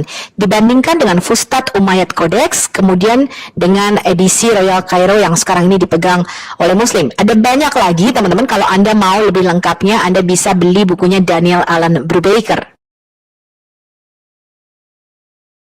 Ini adalah 9 contoh di mana di dalam manuskrip Quran itu disisipkan kata-kata Allah, teman-teman. Jadi ada penambahan kata-kata Allah di situ. Anda lihat yang saya beri lingkaran merah di situ. Penambahan ini termasuk manuskrip yang ditemukan di Sana'a yang merupakan palimpsest atau manuskrip yang dihapus, ya, kemudian di scratch, kemudian ditulis ulang, ya. Sehingga ada upper text dan lower text-nya. Ya, jadi ada tulisannya di bawahnya yang sudah dihapus dan ada upper text-nya, tulisan yang ditimpa ulang, di mana ada perbedaan kata-kata di manuskrip tersebut dari ayat sebelumnya dan kemudian ditulis ulang dengan ayat yang baru. Nah, Profesor De Roche yang menyelidiki manuskrip yang disebut dengan Codex Fustat Umayyad yang kemungkinan dikanonisasi oleh Al-Hajjaj di masa Abdul Malik bin Marwan mengatakan banyak sekali penambahan kata-kata Allah di dalamnya. Gerard Puin di dalam studi manuskrip Sana'a menyatakan Kata Allah itu ditulis dengan ilayah, yang membenarkan teori bahwa vokal A itu diserap dari kognitif semitik yah. Ya, ini ada di dalam Quran in its historical context halaman 7 dari Profesor Gabriel Said Reynolds. Saya tidak akan bahas satu persatu secara detail teman-teman perbedaannya, karena ada puluhan ribu perbedaan. Ya, saya hanya akan memberikan contohnya saja, dan saya akan mereferensikan buku mana yang Anda harus baca. Ya, saya punya perbedaan puluhan ya manuskrip samarkan yang disisipkan kata-kata Allah. Dalam video saya ini saya hanya menyebutkan beberapa saja sebagai contoh. Ya, kemudian dalam manuskrip lainnya ternyata juga banyak sekali penyisipan kata-kata Allah.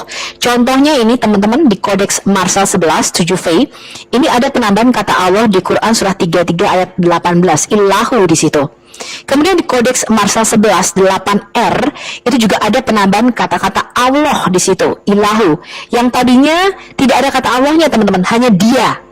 Ya, jadi merupakan kata ganti orang, tetapi kemudian disisipkan kata-kata Allahnya di situ.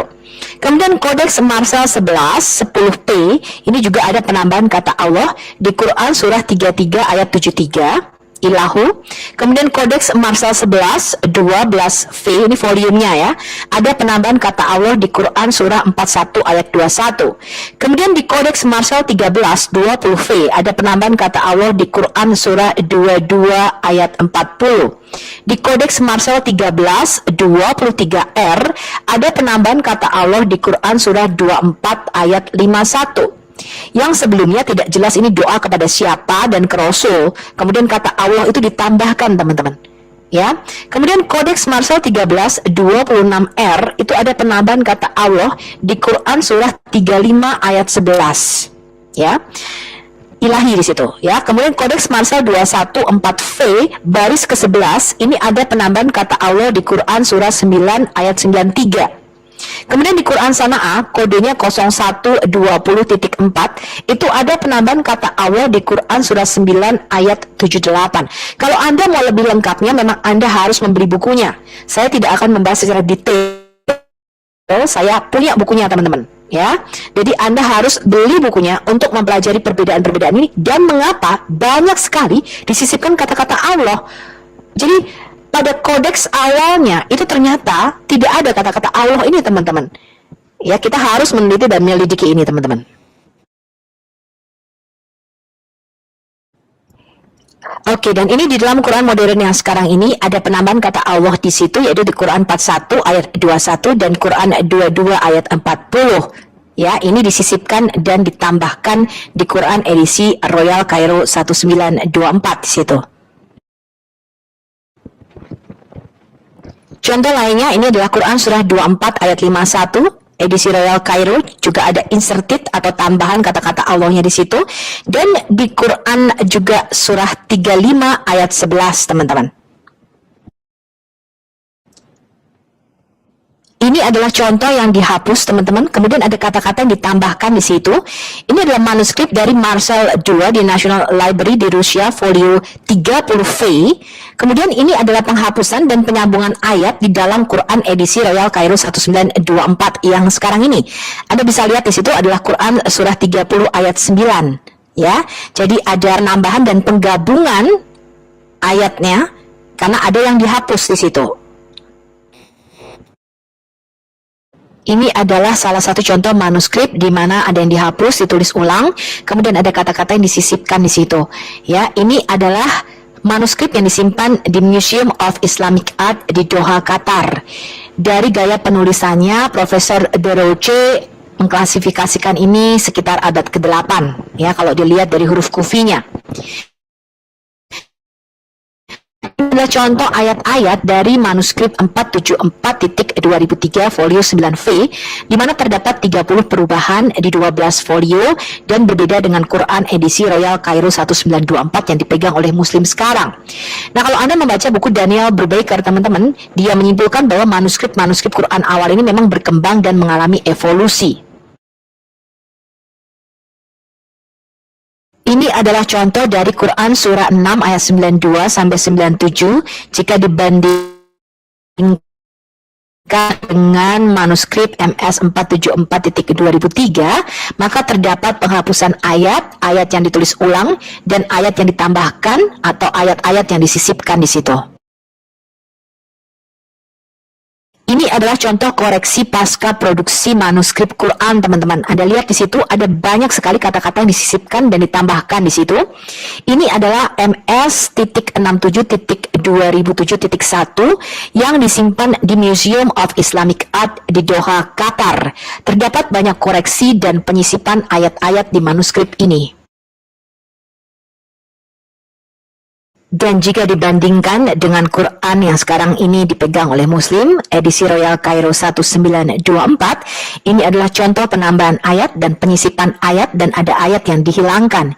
Ini adalah MS.67.2001 di Museum of Islamic Art dibandingkan dengan Quran surah 5 ayat 93 sampai 94 dari Quran edisi Royal Cairo sekarang. Ini adalah contoh ayat yang disisipkan. Ini adalah manuskrip yang disimpan di Bibliothèque Nationale Paris, Arabi 327, folio 1R. Ini adalah Quran surah 23 ayat 86. Disisipkan kata 7 atau al-sabi di situ. Ini adalah contoh ayat-ayat yang dihapus dan kemudian ditulis ulang. Ini adalah manuskrip BNP Arabi 330, folio 55R.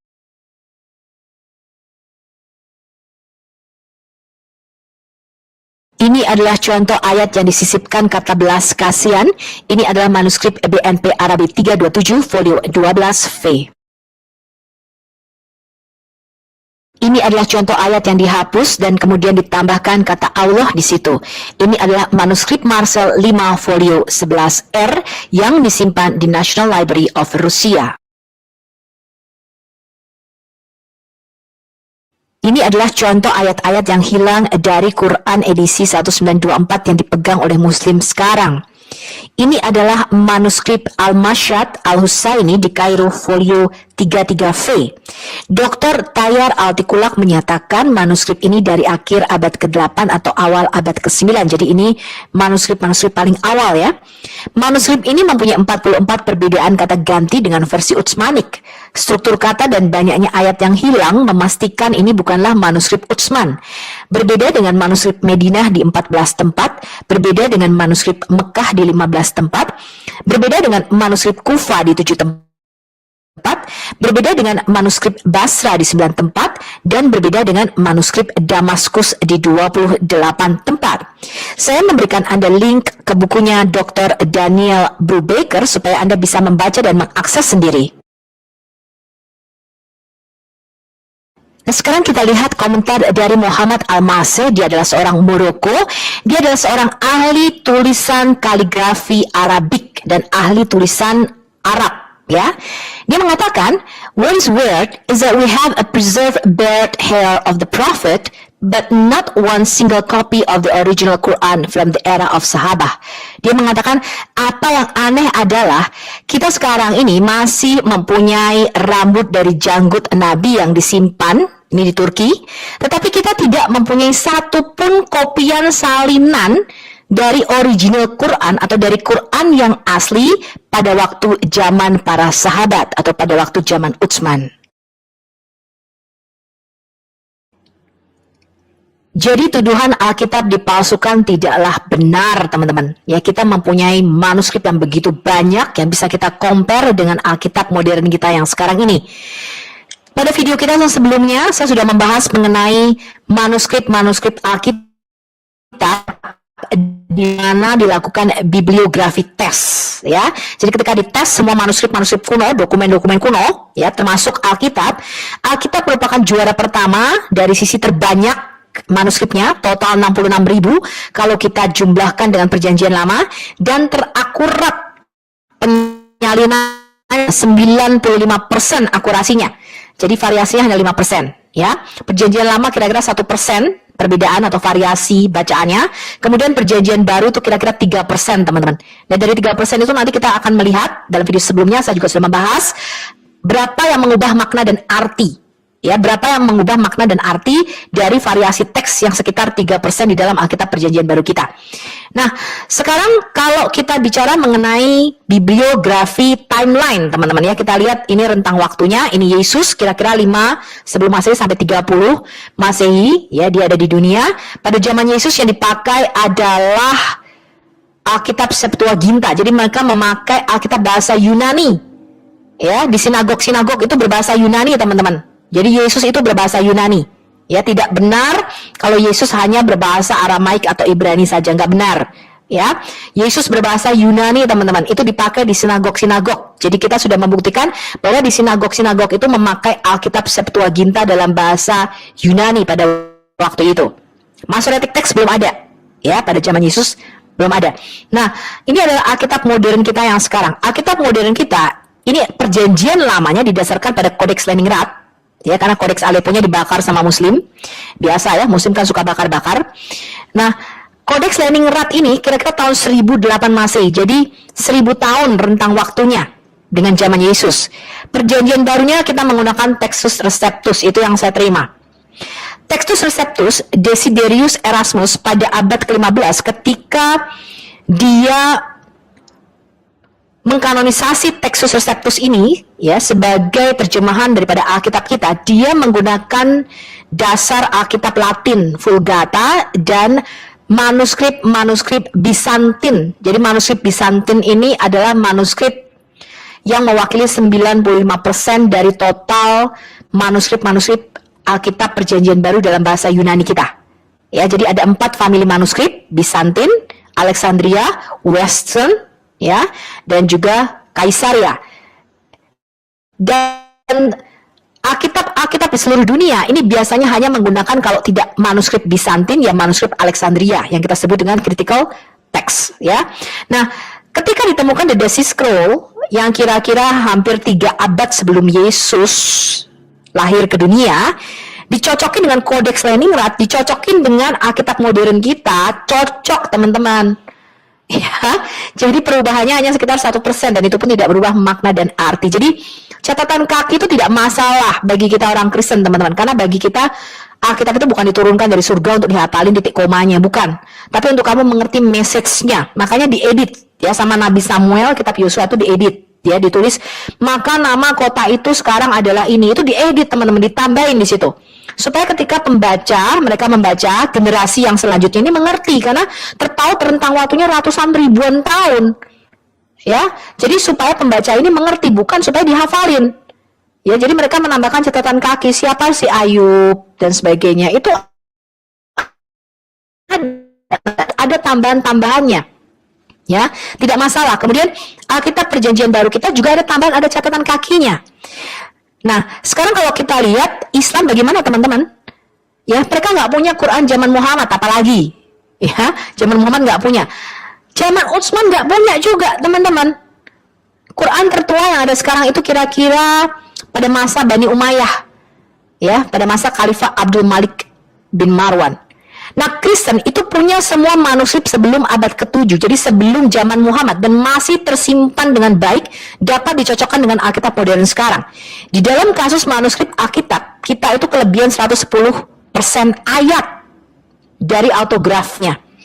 Di dalam kasus manuskrip Quran sama sekali tidak mempunyai manuskrip zaman Muhammad, apalagi zaman Utsman abad ke-7. Manuskrip tertua adalah zaman Umayyah. Di dalam kasus manuskrip Quran, ayat yang hilang itu sebanyak 70% dari autografanya, dan ini saya buktikan berdasarkan semua sumber hadis sahih dan kitab-kitab Islam sendiri. Sekarang kita lihat perbedaan variasi Quran modern. Perbedaan variasi Arabik Quran yang ada sekarang ini tidak merujuk kepada Sabatu Aruf atau 7 Aruf pada zaman Muhammad, karena sudah disatukan oleh Utsman, dibakar semua yang berbeda-beda, ya, disatukan di dalam versinya Utsman. Nah, perbedaan variasi 27 versi Arabik Quran yang sekarang itu merupakan variasi dari Razam Utsmani. Ya, jadi dari Razam Utsmani tadi berkembang lagi variasi bacanya berbeda-beda walaupun sudah disatukan. Total sekarang yang sudah kita temukan ada 93.263 perbedaan dari ke-37 versi Arabik Quran modern sekarang ini. Ini contohnya surah 2 ayat 58 teman-teman. Versi Hafs menyatakan kami akan mengampunimu, versi Kalon menyatakan dia akan mengampunimu. Jadi siapakah kami atau dia di sini? Ini Quran surah 2 ayat 184. Versi Hafs menyatakan seorang miskin, tapi versi Hisham ibn Ammar menyatakan banyak orang miskin. Jadi bagi mereka yang tidak berpuasa, apakah cukup memberi makan satu orang miskin saja atau harus memberi makan banyak orang miskin? Ini Quran surah 2 ayat 251. Versi Hafs mengatakan mengusir, sedangkan versi Wars al-Azraq menyatakan membela. Jadi apakah Allah mengusir sebagian orang atau membela sebagian orang? Apakah aksi yang Allah lakukan mengusir yang merupakan aksi aktif menyerang atau membela yang merupakan reaksi dari tindakan aktif menyerang? Quran surah 3 ayat 37, versi Hafs mengatakan dia dalam kurung Allah menjadikan Zakaria pemeliharanya. Tapi Quran versi Al-Basi mengatakan dia Zakaria menjadi pemeliharanya. Apakah Allah menjadikan Zakaria pemelihara Maryam ataukah Zakaria sendiri yang memutuskan untuk menjadi pemelihara Maryam? Apakah aksi ini merupakan tindakan yang diambil Allah atau Zakaria?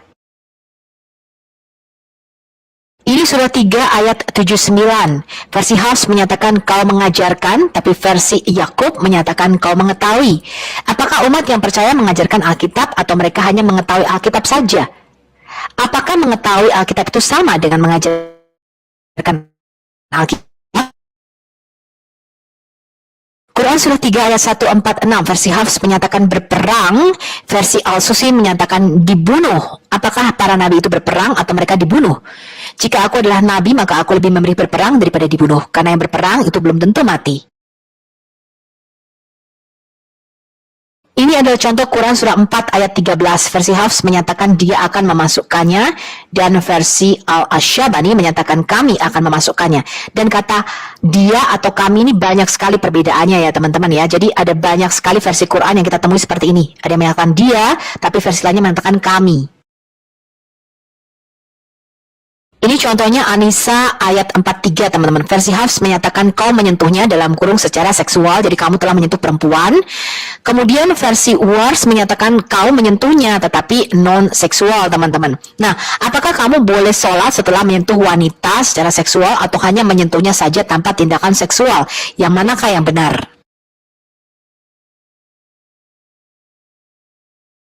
Ini contoh lainnya yaitu Quran surah 7 ayat 190. Versi Hafs menyatakan sekutu, versi Syubah menyatakan politeisme teman-teman. Jadi apakah seseorang atau sebuah praktek agama yang diberikan kepada anak-anak Adam di sini? Ini adalah Quran surah 10 ayat 2 teman-teman. Versi Hafs menyatakan dua tukang sihir yang nyata, versi Ibn Jamas menyatakan pekerjaan sihir yang nyata. Apakah laki-laki yang menerima wahyu dituduh sebagai tukang sihir atau menerima wahyu merupakan sihir? Ini adalah Quran surah 15 ayat 8. Versi Hafs menyatakan kami dalam kurung tidak menurunkan. Kemudian versi Kalun menyatakan malaikat-malaikat tidak turun. Apakah Allah mengirim malaikat-malaikat turun ataukah malaikat-malaikat turun sendiri? Siapakah yang melakukan aksi memerintah di sini? Allah atau malaikatnya? Ini adalah surah 18 ayat 86. Versi Hafs menyatakan berlumpur hitam dan versi Ibn Jamas menyatakan air yang sangat panas, teman-teman. Tentunya ada perbedaan besar antara laut yang berlumpur hitam dan air yang sangat panas. Ini contohnya Quran surah 28 ayat 48. Versi Hafs menyatakan dua pekerjaan sihir, versi Wars menyatakan dua ahli sihir.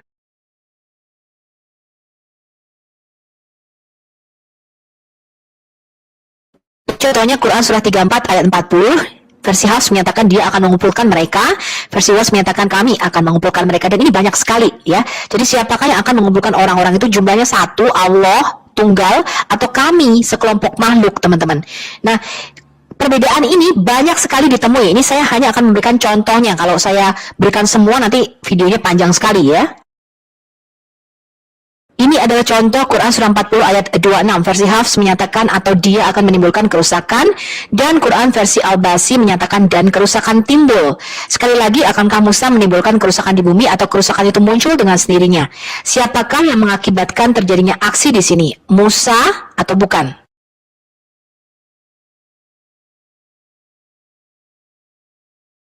Ini adalah contoh Quran surah 43 ayat 24. Versi Hafs mengatakan dia dalam kurung Rasul berkata, versi Wars mengatakan katakan. Nah, siapakah yang sebenarnya berkata di sini, Muhammad atau Allah? Dan ini banyak sekali yang seperti ini ya di dalam versi-versi Quran yang sekarang ini. Tentunya penting untuk mengetahui dengan pasti apakah ini datang dari manusia atau dari Tuhan. Ini adalah Quran surah 43 ayat 38, teman-teman. Versi Hafs menyatakan dia datang kepada kami, versi Kalun menyatakan mereka berdua datang pada kami. Ada berapa sebenarnya orang beriman yang berbicara di sini? 1 orang atau 2 orang? Tidak hanya terdapat perbedaan jumlah saja, tetapi Kalun juga melakukan kesalahan gramatika di ayat itu. Sebab kata dia tunggal, seharusnya adalah mereka atau plural majemuk. Ini adalah contoh terakhir, teman-teman. Quran versi Imam Hafs dan versi Imam Wars ini berbeda-beda. Ada extra words-nya di situ. Ini adalah contohnya Quran surah 57 ayat 24, 57 ayat 23, dan Quran surah 3 ayat 133. Anda bisa mendownload terjemahan Quran Fadel Sulaiman, teman-teman, yang mencakup 10 qiraat atau bacaan yang berbeda-beda. Terjemahan Quran Fadel Sulaiman dengan 10 qiraat ini sangat bagus untuk Anda belajar mendalami Quran. Dia memperoleh gelar Master Syariah Islam dari American Open University di Washington DC pada tahun 2009. Kemudian dia juga mendapatkan diploma dalam studi Islam dari Institut Tinggi Studi Islam di Kairo pada tahun 2006. Dia mendapatkan ijazah Qiraat Wars An-Nafi dari Dr. Abbas Anwar Al-Masri dengan rantai narasi ke Nabi Muhammad. Dia juga mempelajari Usul Al-Fiqih, Usul Al-Tafsir, Ulum Al-Hadis di bawah bimbingan ulama besar dari Al-Azhar University Kairo. Dia mendapatkan BSc atau Bachelor of Science Elektronik dan Komunikasi dari Fakultas Teknik di Universitas Ain Shams Kairo. Terjemahannya adalah yang pertama kali mencakup 10 qiraat, di mana 30% variasi bacaan Quran ini merubah makna dan arti. Terjemahannya yang pertama kali itu memperhatikan perubahan gramatikal, apakah di dalamnya kata kerja, angka, atau kata ganti. Terjemahannya membedakan kamu atau kalian, baik itu dalam bentuk single, dual, maupun jamak. Jadi kalau ada tulisan you, terus ada atasnya SG single, ini artinya singular, artinya kamunya tuh 1 orang ya, atau bentuk tunggal. Kemudian kalau ada kata you kemudian DL itu dual, artinya 2 orang kamunya.